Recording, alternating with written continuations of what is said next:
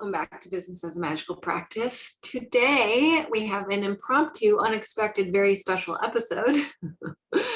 Because we missed episode 111 because of the Alchemical Business Intensive launch, I didn't want it to go unnoticed or disrespected because I fucking love very special episodes, which is essentially behind the scenes of the business, me sharing about just things that I like, questions that you send in. It's a lot more casual and we're just having a conversation. I am gearing up to go to Austin next week for training that I'm doing to do some additional energy cleansing techniques so that I can incorporate them deeper with clients and one-on-one clients. So I'm really excited about that. I haven't been to Texas before. I feel like I'm gonna love it. I don't know. Lahaina on Maui feels I feel as though it has a very similar climate to what Texas seems like, where in the summertime it's the dry side of the island, and in the summertime it is very dry, deserty. You just want to be inside with air conditioning or in the ocean. So I don't think it's going to be as abrasive as most people say summer in Texas is, but we'll see. And if you are new to very special episodes and you want to submit a question for next time, go ahead and email us at support@thedirtyalchemy.com and we'll add it to the roster for our next very special episode, which will be, as expected, they're every 11 episodes. That will be episode 122 whenever that comes about. But let's dive in. And with a few of my favorite things that have been coming through, the first one I wanted to mention was a book that I finished reading last month called Divergent Mind, and it was recommended by a friend who is definitely a neurodiversity expert, and really the book really goes into different neurodiversities and how it shows up differently in women. So the subtitle's Thriving in a World That Wasn't Designed for You, and it's by Jenara Nerenberg, and she's very research oriented. So if you're someone who wants to hear about the various studies, then dive into that book. It's really well written and engaging. And if you're someone who has a feeling that you're a highly sensitive person or you're neurodivergent in some way and you happen to be a woman, this will be so enlightening to you and give you a lot of permission to be more of yourself.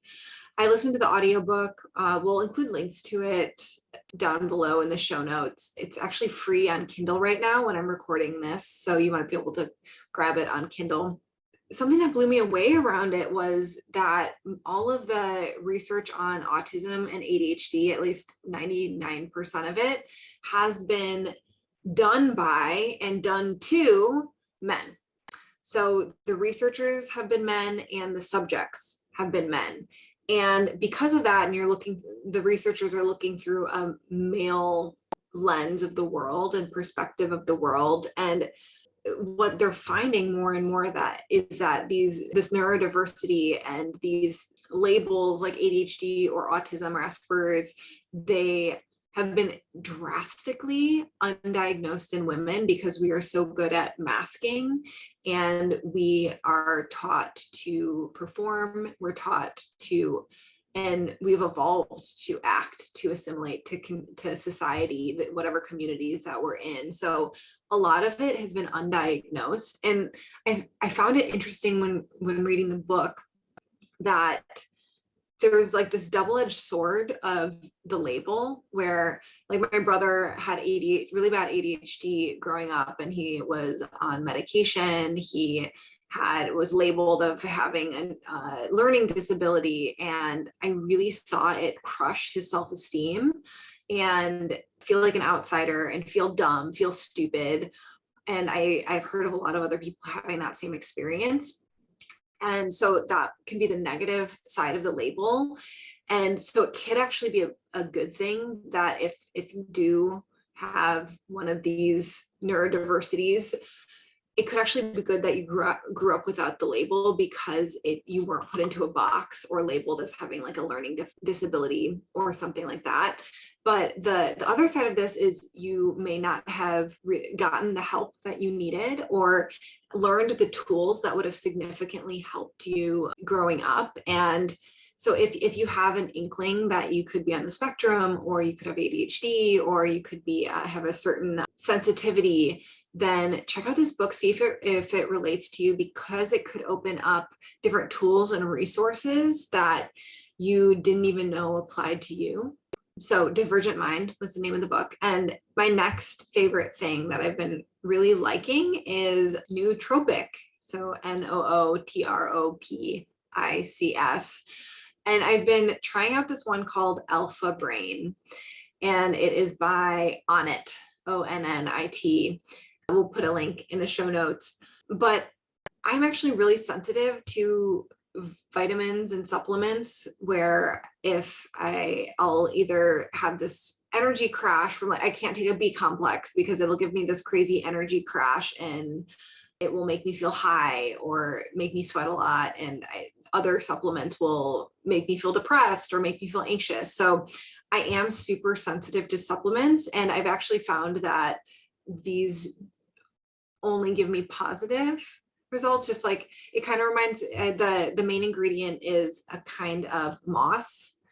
I don't remember what the actual, it's like Hapersia or something, and it's supposed to be good for like connecting neural pathways in your brain. But I definitely feel more when I take it. On days that I choose to take it, I feel more positive. I feel like I can access more of my brain, and it's been a fun one to play with. I also am getting 100% targeted all over the place on Instagram for various nootropics now, as ads do as they follow you around the internet, which is interesting. But I'm really enjoying it. I'm like buying another bottle. I went through a bottle over a couple months, and I'm gonna buy another one just because I found it to have a positive impact on my business, without any weird side effects or crashes or feeling like shit, or like on the days that I don't take it feeling shitty, like none of that. So if anyone's been interested in trying out some nootropics, I really have liked Alpha Brain.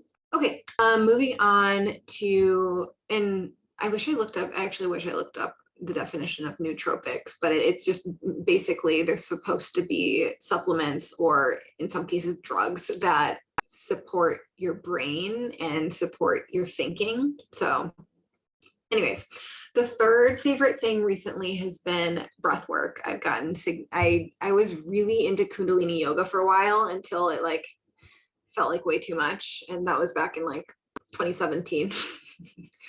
But I've been in a lot of Kundalini yoga kriyas have breath work involved with them, and also like weird chanting and different positions you're putting your body or hands into. But a more neutral one that I've been doing every day that feels really good is Wim Hoff. And I actually found him back in 2015. And I think he was on the Tim Ferriss podcast or something. And I was doing it a while back then, and then got off of the habit of doing it, and just rediscovered it again now that I've gotten really obsessed with energy hygiene and the clearing out my energy centers. And I found that breath work has been a really beneficial part of that. Like there's plenty of studies around how it affects the biochemistry of your body, but I find that it's the easiest way for me to clear my energy channels without just like having to try and do visualization or force visualizations. It's just a physical thing that you can do. So I'm going to put a link to a YouTube video in the show notes, and it is a guided Wim Hoff meditation or breathwork series, and they have really pretty animations to go along with it, of like these like little sacred geometry things opening and closing with each inhale and exhale. It's been something that I've been doing every day, and it genuinely and consistently changes how I feel. Like I'll feel kind of foggy headed or tired or in a bad mood beforehand, and then afterwards it's just completely like feeling sparkly. That's how I like to describe it. Like I feel really sparkly afterwards. So if you haven't tried it, check out the guided breathwork YouTube video down below, or you can just read how to do it. It's really, really simple. It's just deep inhales and through either the nose or the mouth, deep inhales and in a relaxed exhale, and doing that for 30 rounds, and then doing breath hold on the exhale for as long as you can. And then after that, doing an inhale and holding that for 15 seconds. And that would be one full round of the kind of hyperventilation breathing with held exhale and then a held inhale. Try it out. You'll feel something after you do it. So it's worth trying once. And the fourth thing I've really been loving, and today's the worst day to show this because my nails are all chipped because I haven't done them in a few weeks because I've been lazy. But I've been on a nail polish kick for the last year. I didn't wear any nail polish for years, and the last year I've been really loving wearing nail polish again. And of course, I'm looking for things that are free from any carcinogens or weird shit and that are cruelty free. And I've tried a bunch of them. I usually find them at Target. I don't know why, but the Target on Maui has all of these different kinds of like 17 free nail polish brands. And so I'll just go there and check out ones. And one that I've been resisting trying for so long because it looked really juvenile is Ella and Mila nail polish, because it's like this little elephant on a little elephant icon on as their branding. And I'm like, well, this is for children. This is not going to be a good nail polish, which really speaks to branding. Like a woman does not wanting to try it out because it looks too juvenile, so assumes that it won't work. But it's been one of the best ones I've tried. And I've tried quite a few of them, and it will stay unchipped for a good week or up to 10 days. So I'm really impressed. And it's like the whole 17 free, it's vegan, animal cruelty free. It seems chip resistant. It dries quickly, made in the USA, all the things. And I've gotten a lot of compliments for it. I've got this like olive green color that I've been wearing a bunch. Again, like if you're watching on YouTube, like I did this like a few weeks ago, and that's why it's all gross and chipped, but just to show you the color, it's this olive green color, and it's called, I thought I wrote down, Paradise Isle. And I've been getting a lot of compliments for it. So highly recommend, totally loving it. So those are 4 things I wanted to share in terms of favorite things that I've been loving lately, and off into questions that have been sent in by all of you. And we have some good ones today. The first one is, I want to get off of Instagram. I feel tied to it to grow my business. Now what? So there's kind of 2 sides to this. If it kind of sounds like how you're phrasing this, that you haven't had a lot of success with Instagram to get clients or to make sales, just the way you worded the question. So I would answer that differently for someone who hasn't had a lot of success with Instagram versus someone who has had a lot of success with Instagram. Because I've had both situations with clients coming to me being like, I fucking hate Instagram. And in some cases, they've made all of their sales from Instagram, but they still want to get off of it. In other cases, they're like, but I feel tied to it because everyone else is doing it. It seems like that's what everyone's doing. And what I want to say with this is, first of all, you can stay on Instagram and just hire someone to do it for you. That is absolutely an option. So if it's just the fact that you don't physically want to be doing the Instagram, you can hire someone to do it. But if you're sure, like I just feel chained to Instagram, but I really I want to be in a reality where Instagram doesn't matter. There are a gazillion different ways to market your business. And there are millions of businesses that are not on Instagram that are 6, 7, 8+ figure businesses. So Instagram is not a requirement to having a successful business. Like, know that. There's so much proof in the world around that. So then it's just about you deciding, where do you want to be on the internet? Because you have to market somewhere. You have to, whether that is running Facebook ads to a funnel, or going to networking events, or starting a podcast, or starting a YouTube channel, or directly reaching out to people, doing cold calling. There's a million different ways to market your business that are very successful techniques, but they're just not quote unquote standard in the coaching space. And it really is going to be like one thing that our business right now. So Dirty Alchemy, the Dirty Alchemy team, we're transitioning off of Instagram right now. And my big decision around that was really tuning into myself in meditation and in deep reflection around how do I want the experience of my business to be for me and for my clients. And my answer to that is I want my experience of business to be a creative portal, like this totally mystical portal that I'm going into. And I access that feeling when I'm in deep work, when I'm in flow state, when I have uninterrupted states of time in which I can create. And that is not fucking Instagram. That is not my experience of writing Instagram posts or going on Instagram stories or any of the things. So from there, my next decision is, okay, if that's the case, then how can I instead create a portal with marketing channels? And my decision with that is YouTube. Like that's the direction. And I mean, of course, in addition to this podcast and really committing to growing this podcast right here that you're listening to, because I know when I listen to podcasts, it does feel like you're kind of alone in a room with someone, and that can feel like a creative portal. So that's why I love podcasts. But in terms of getting more and more, increasing the audience size and building our email list, the channel that I want to do that on is YouTube, because I can do these going into this creative mode of creating videos and creating content and answering questions that people have. So I didn't mean to go on that tangent, but I know it was really useful. So it really is you deciding where you want your marketing channel to be, because there's hundreds of different ways you can successfully market your business, and realizing that there is a transition period. Okay. So you might have to, once you decide on what your other marketing channel will be, it may take a few months in order to build up that channel, build up the audience if you're on like in a YouTube situation or a podcast situation, or to learn techniques. Like if you want to do cold calling, then you have to learn cold calling scripts and like get over your shame and embarrassment around it and just put in the legwork.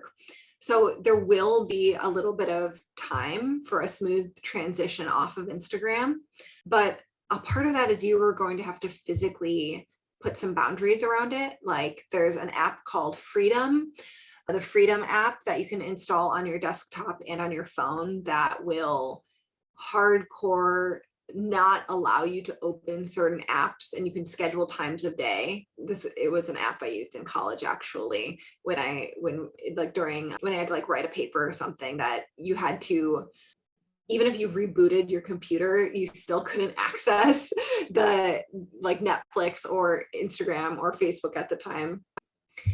But it's something that you can turn on if you have the habit of like whenever you open your phone, you just open up Instagram, because that's a habit of a lot of people. Either delete the Instagram off of your phone and only access it through desktop, or put on an app like Freedom that will like not let you actually open the app, or like it lets you open the app, but it won't refresh the feed. You just won't be able to scroll or anything. Okay, and just returning to the original question, because this can go in a lot of different directions. I want to get off Instagram, but I feel tied to it to grow my business now. Okay, I feel like I've answered that question.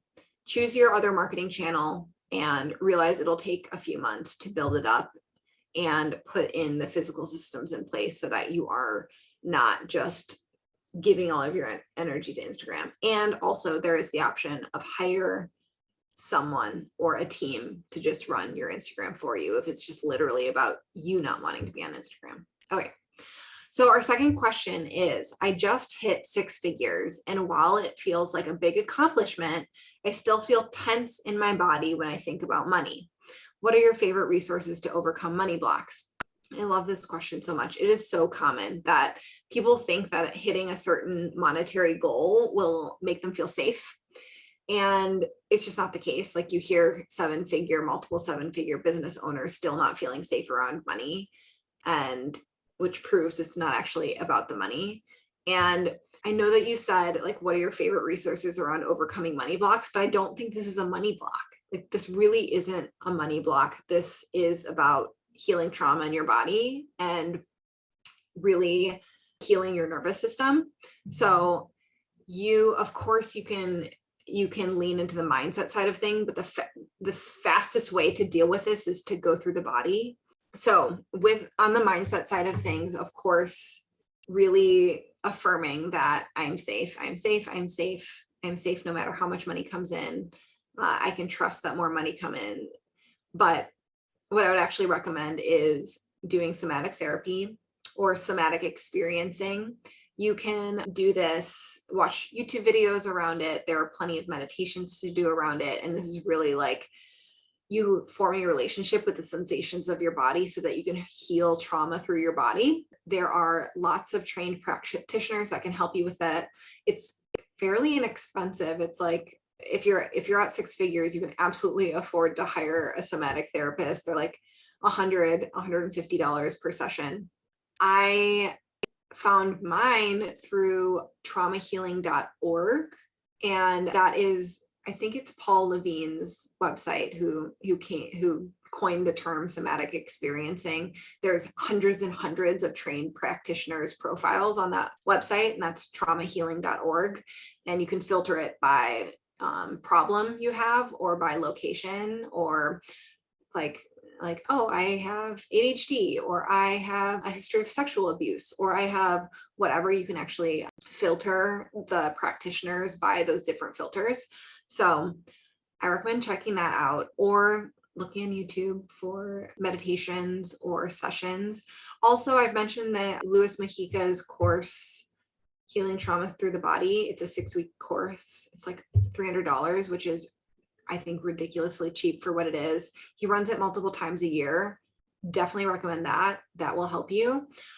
Other things is, I really love the book Rich as Fuck by Amanda Francis. I think she really powerfully describes reforming your relationship with money and actually creating a relationship with money and realizing that you get to have a relationship with money that's supportive and safe.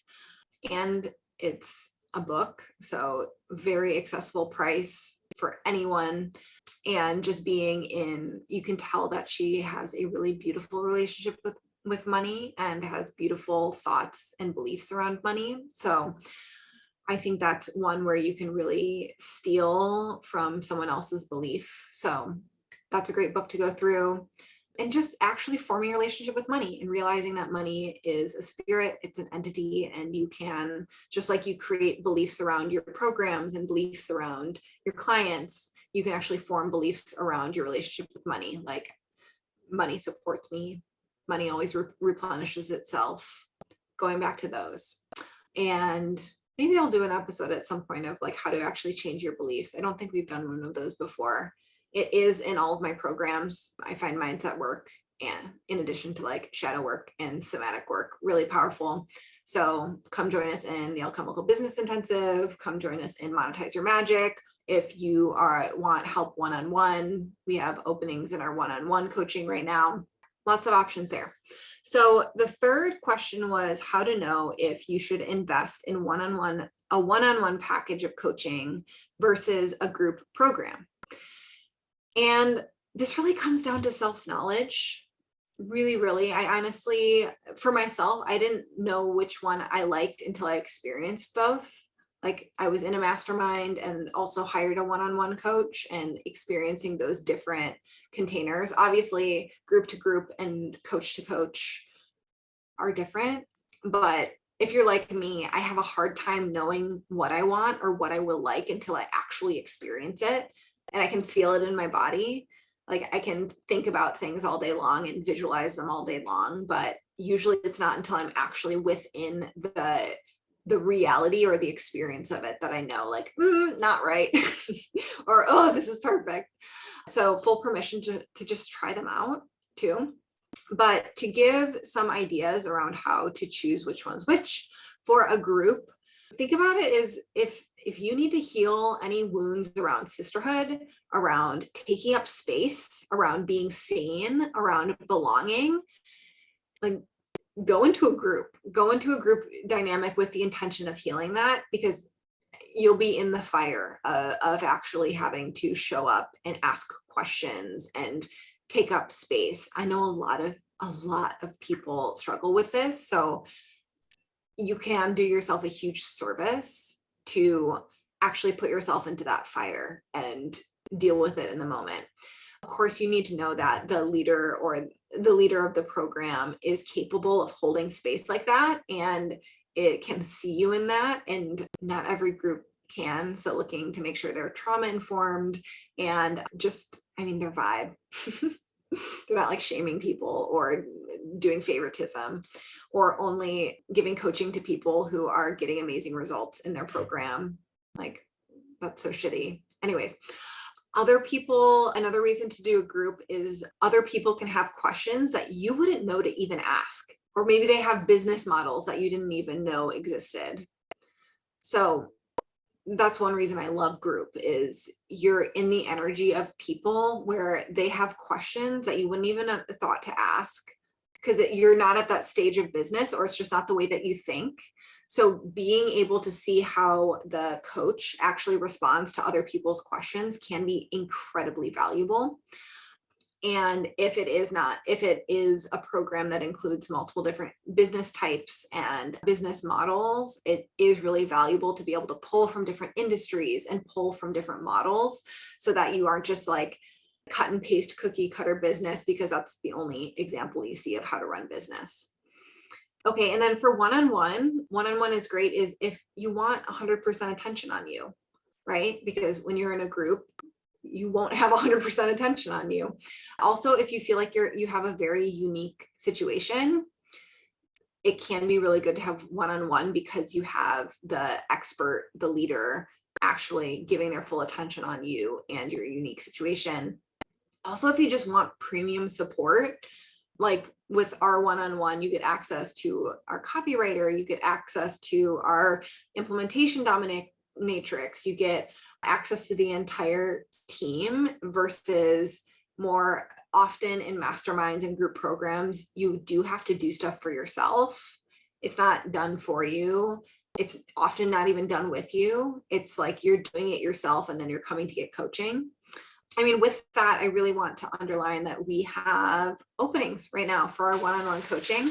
And I'm really, really, really excited to invite you into it. So we have 2 spots open right now for one-on-one coaching, and we've made some changes recently that I'm so fucking stoked on. And with the idea that, like, the way I started my business was as a marketing agency, and it's formed and it's changed and evolved into different forms, where there was a coaching element and then an agency element, and now we're starting to fuse the two together, where when you come and join as a one-on-one client, you actually get elements of our marketing agency and access to that. So you get access to my copywriter, you get access to the systems expert on my business who has decades of experience in the back end of online business and has a master's in curriculum development. You get access to the astrologer on my team, so you can actually plan your launches based on the relevant astrology. So I'm so excited. If you are at the 6-figure mark and you're looking to scale to multiple 6 figures, or if you're at the multiple 6-figure mark and you're looking to scale to 7 figures, I really am excited to have a call with you, and you can apply at, I think it's just thedirtyalchemy.com/apply. And you'll fill out your application and immediately be able to book a call with me and for an effortless expansion session. So this is where we actually, like, I don't actually do sales calls. I know I, like, quote unquote should follow a sales call model where we're like, oh, what do you desire? And like, what pain points do you have? I just use the call I have with people, the discovery call I have with people, to just dig into your business and problem solve and see if where you are is a perfect fit for what me and my team can help you with. So it is a 6-month container, and it's really, really incredible how much can shift and change within 6 months of working together. So yeah, we'll leave it at that. 2 more spots open for that. And of course, please subscribe, rate, and review this podcast. We are trying to grow our podcast audience, the lovely people and community that is people who are doing business as a magical practice. And every time, if you subscribe, that helps with the podcast algorithm. When you rate and review, it helps with the algorithm so that more and more people find this podcast. So if you've liked any episode, if any little bit has helped you, I really ask that you just take 5 seconds right now in whatever podcast app you are listening in on, and you just go to the little rate button and rate us whatever, leave a 1-word review. And of course, like, I absolutely welcome in any feedback, and I welcome in any love notes, and I read them all. So I can't wait to read yours, and I'll see you next week. I hope you enjoyed this very special episode. And next week we have, now that I have my podcast schedule up, next week's an epic episode where another weird, not normal episode on how I healed my anxiety. And it is leaning more in the body healing side of things and less in the business side of things. But if you're a business owner who experiences anxiety in their body on a regular basis or on a chronic basis, then I'm so excited to share this episode. It is not like a normal episode. Like I mentioned, it's hardly business related. Of course, there are things that I had to change in my business to actually help with healing my anxiety, but it is mainly more like diet, energetics, healing practitioners I worked with, and stuff like that. So I'll see you next week for that. And until then, you have such a good time and a magical experience. Love you.